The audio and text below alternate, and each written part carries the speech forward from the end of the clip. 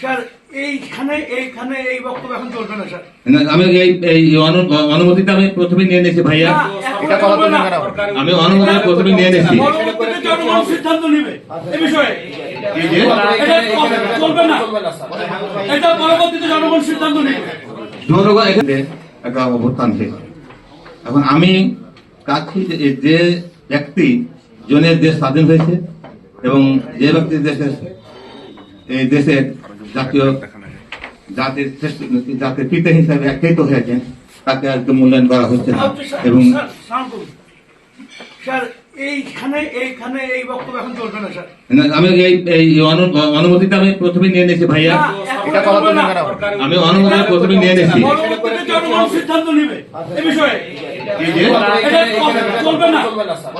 এটা পরবর্তীতে জনগণ সিদ্ধান্ত নেবে। জনগণ এখানে জনগণ কথা হবে না এখানে।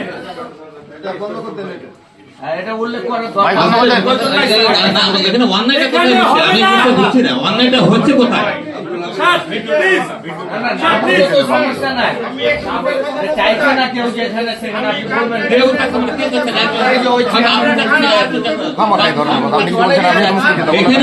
আছে, এখানে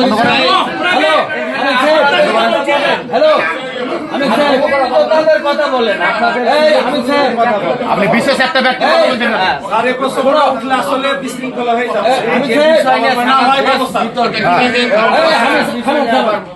উনি একজন মুক্তিযোদ্ধা উনি